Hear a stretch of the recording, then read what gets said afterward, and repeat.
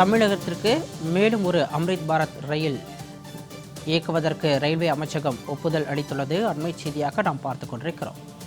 பொள்ளாச்சியில் இருந்து ஒடிசா மாநிலம் தன்பாத் வரையில் புதிய அம்ரித் பாரத் ரயிலை இயக்குவதற்கு மத்திய ரயில்வே அமைச்சகம் ஒப்புதல் அளித்திருக்கிறது. அண்மை செய்தியாக நாம் பார்த்து கொண்டிருக்கிறோம்.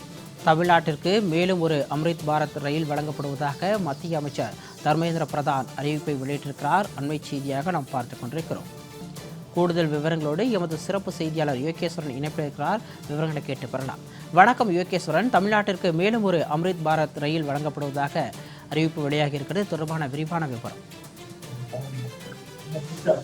தமிழ்நாட்டிற்கு நடப்பாண்டுல மட்டும் 5 வெவ்வேறு ரயில் நிலையங்களிலிருந்து புதிய ரயில் சேவைகளை மத்திய ரயில்வே அமைச்சகம் வழங்கியிருக்கக்கூடிய நிலையில மேலும் ஒரு ரயில் சேவைக்கு இன்று ஒப்புதல் என்பது வழங்கப்பட்டிருக்கிறது.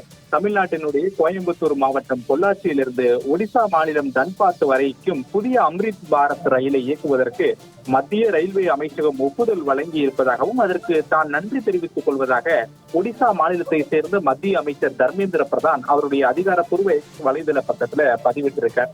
ஏற்கனவே திருச்சி தாம்பரம் இன்டர்சிட்டி எக்ஸ்பிரஸ் ரயில், திருச்சி நியூ ஜல்பைகுரி அம்ரித் பாரத் எக்ஸ்பிரஸ் ரயில், நாகர்கோவில் நியூ ஜல்பைகுரி அம்ரித் பாரத் எக்ஸ்பிரஸ் ரயில், அதே போல தாம்பரம் சன்ஸ்கராச்சி கொல்கத்தா வரையிலான அம்ரித் பாரத் எக்ஸ்பிரஸ் ரயில் என பல்வேறு ரயில்களை நடப்பாண்டில் மட்டும் மத்திய ரயில்வே அமைச்சகம் அறிவித்திருக்கக்கூடிய நிலையில மேலும் ஒரு ரயில் சேவையாக தமிழ்நாட்டினுடைய கோயம்புத்தூர் மாவட்டம் பொள்ளாச்சியிலிருந்து ஒடிசா மாநிலம் தன்பாத் வரைக்கும் இத்தகைய ரயில் சேவை என்பது அறிவிக்கப்பட்டிருக்கிறது.